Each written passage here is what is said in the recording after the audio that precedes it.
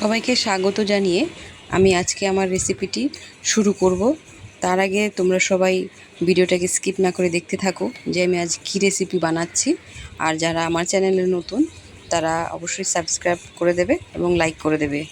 R recipe in Bangla চ্যানেলে অবশ্যই তোমরা নজর রাখবে নতুন নতুন এরকম আরও ভিডিও পাওয়ার জন্য।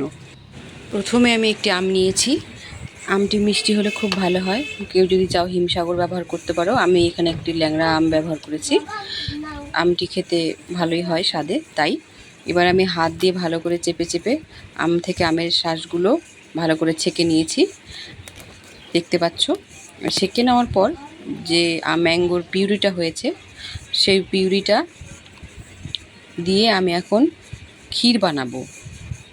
পাটিসাপটা পিঠের ভেতরে যে পুরটা হয় সেই পুরটা বানাবো। তো এখন এই ম্যাঙ্গো পিউরিটার মধ্যে আমি এখন আস্তে আস্তে কিছু উপকরণ মেশাবো। তো প্রথমে আমি দেব চিনি বা সুগার, যে যেমন মিষ্টি খেতে পছন্দ করেন সেই রকম চিনি ব্যবহার করবেন।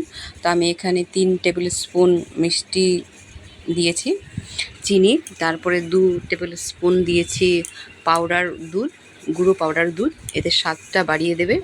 এবং তার মধ্যে একটু গাঢ় করে জাল দেওয়া দুধ। এই উপকরণগুলো বেশ ভালো করে মিশিয়ে নিতে হবে। মিশিয়ে নেওয়ার পরে যখন দেখব যে আর এর মধ্যে কোনো গুটি গুটি বা দলা নেই, তখন এটাকে ওভেনে বসিয়ে দেব। তো আমি এটাকে গ্যাসে বসিয়ে দিয়েছি। গ্যাসে বসিয়ে দেওয়ার পর দেখতে পাচ্ছেন আমি লাগাতার এটাকে নাড়াচাড়া করছি। নাড়াচাড়া করতেই থাকতে হবে, না হলে তলায় লেগে যাবে। আমার পুর অনেকটাই হয়ে গেছে, দেখতে পাচ্ছেন জল আর নেই, শুকিয়ে গেছে অনেকটাই।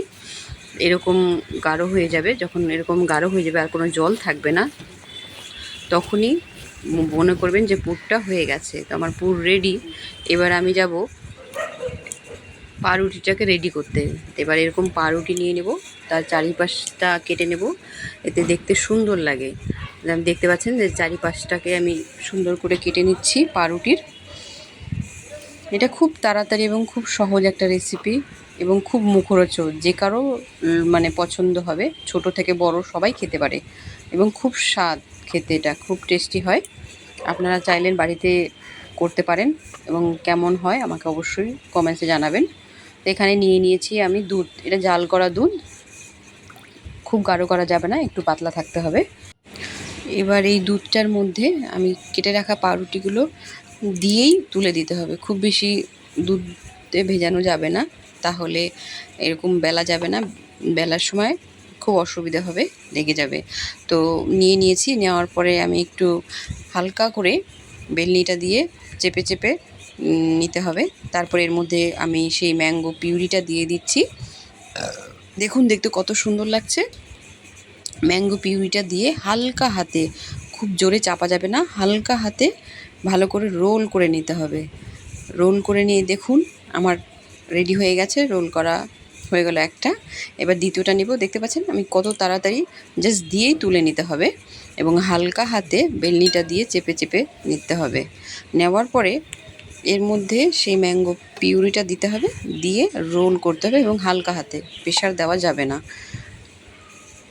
এটি খুব লোভনীয় এবং দেখতেও খুব সুন্দর, খেতেও খুব টেস্টি। তো কি বলবো, সত্যি পাটিসাপটার মতোই দেখতে, তাই আমি এর নাম দিয়েছি পাউরুটি দিয়ে পাটিসাপটা পিঠে। আপনারা বাড়িতে অবশ্যই দেখবেন। আর যার যার আমার এই ভিডিওটা ভালো লাগে সবাই লাইক করে দেবেন আর চ্যানেলটাকে অবশ্যই সাবস্ক্রাইব করে দেবেন।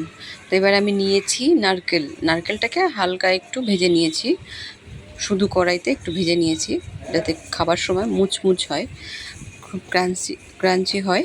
তো তারপরে দেখুন ওটা পুরটা ওপরে দিয়ে নারকেলটা দেওয়ার পর দেখতে কত সুন্দর লাগছে। তারপর এটাকে আমি পিস পিস করে দেখিয়ে দিচ্ছি, দেখতে কত সুন্দর, কত লোভনীয় একটা রেসিপি আজ হয়েছে।